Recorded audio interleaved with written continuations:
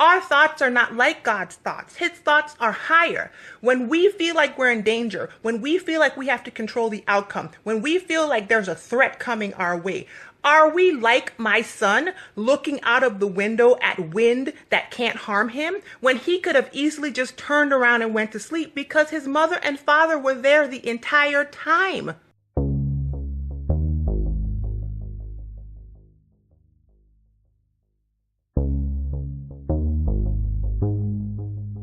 Here in St. Louis right now, it is very windy where I am. There's actually a wind advisory in the location that I live in. It is just stuff is blowing around outside. I saw my neighbor's lawn stuff blowing across the cul-de-sac. Leaves are everywhere. Hi, Deidre. Things are just blowing. And so all of this started last night, and it was making a lot of noise on our house. So my son's room is actually on a side of the house. It's on that side of the house. And so when the wind is coming from this direction, it's really noisy. I mean, it's just like, whoo. My son has a lot of sensory issues, and so he's very sensitive to noises. So needless to say, last night he did not sleep really well. Therefore, my husband and I did not sleep really well because he was in there screaming every time the wind blew, waking up, shouting, and saying, I want up, and mommy, daddy, you know. So at first my husband got up and went into him. And when I saw my husband went and got him, I went back to sleep. But eventually when I woke back up again, when I heard my son screaming again, I noticed that my husband was back in the bed. I said to him, okay, did you go in? What's going on with him? And he was like, it's just the wind. He's afraid of the wind. You know, I calmed him down, but I think he woke back up. I waited a second. He went back to sleep. Well, about 6 something this morning, I heard him screaming again.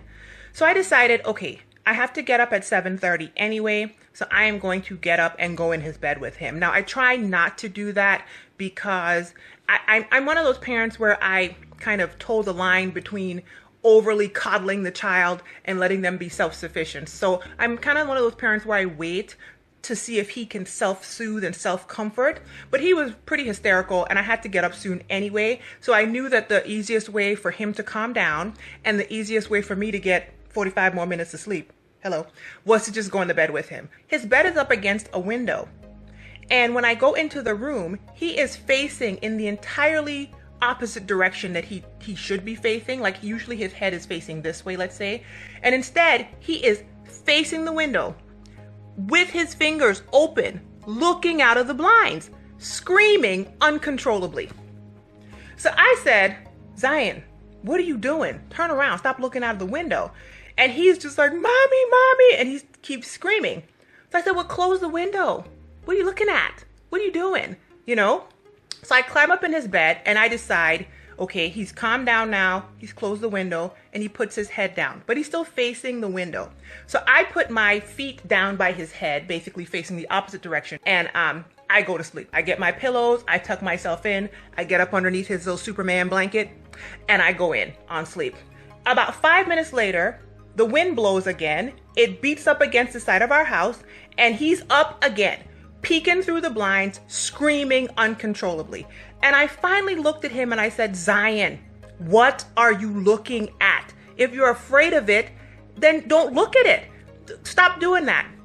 Hi, Khadijah. So I eventually pick him up, turn him entirely around so his head is now next to me. I put his pillow next to me, my pillow, and I cover him up with the blanket, put my arm over him, and he goes totally out to sleep, never woke up again. But while I was lying there trying to go back to sleep and get now my 30 more minutes of rest before I had to get up this morning, the Holy Spirit said to me, what are you looking at? Because that's what I was saying to Zion over and over this morning. What are you looking at? And the Holy Spirit said, what are you looking at?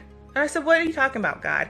He said, just like Zion, when there's trouble and when there's noise and things that scare you or things that distract you when you should be doing something else, things that seem like they're going to bring you harm, even though you're in a protected space. Zion was in his bed in a home, but you don't understand that this thing is not going to bring you harm. Why are you staring at it? Why are you contemplating it? Why are you focused on it? Why do you keep focusing on something that's not even going to touch you. A lot of times we will we will spend so much of our time. We have a finite amount of time. What are you spending that time looking at? Are you focused on something that is of no consequence at all anyway? Why is Zion looking out the window at the wind that can't even get him? His small amount of understanding, he doesn't know that. And liken that to our small amount of understanding. Our thoughts are not like God's thoughts. His thoughts are higher. When we feel like we're in danger, when we feel like we have to control the outcome, when we feel like there's a threat coming our way, are we like my son looking out of the window at wind that can't harm him when he could have easily just turned around and went to sleep because his mother and father were there the entire time? What are you looking at? Are you really in danger? Is God right there? Does it seem in your finite, small thought process like it's going to overtake you? Is it really though? Is the big, big God who created everything that you see around you, the God of the Bible who has a finished work of the cross, is it really though? Are you not okay right now? Hasn't he always come through? Isn't that what the song says? Are you, in all the bad times that you have had, are you not yet still sitting here watching me? So did he not come through the last time? Stop looking out the window. He has proved himself over and over and over and over. It's time for you to rest during the storm. Zion, I picked him up. He turned around. He put his head down. He kind of looked at me like, oh, I put my arm over him, which is how God is with us. He wraps us up. He says he rejoices over us with singing. You know, there have been times when I've had to sing to Zion to get him to calm down, to remember that his mother is there covering him so he could go to sleep.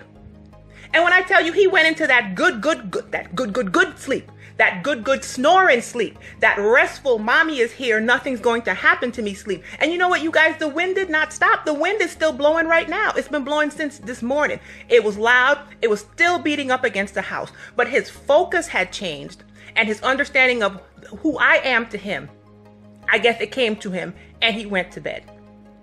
And so that really blessed me this morning when the Holy Spirit said that to me. He kind of said, what you looking at? And I was like, oh, okay. I didn't know it was lesson time. I thought it was time to go get this 30 minutes of rest in. A good refresher, it's a good reminder for you to start anew. If you have certain thought processes, start anew. Refresh yourself. Write your goals out. Be intentional and be more focused on the things that remind you of the God that you say you believe in, who he is, and stop looking at stuff that ain't even trying to come for you anyway. It's not gonna work. It's not gonna come for you. And even if it gets near you, it's not gonna work. So what you looking at it for? Why are you focused on it? Why are you calling your friends lathering up about it? Why are you watching videos or reading articles about how to get, why? Go write a goal, do something else, figure out who he made you to be and head in that direction.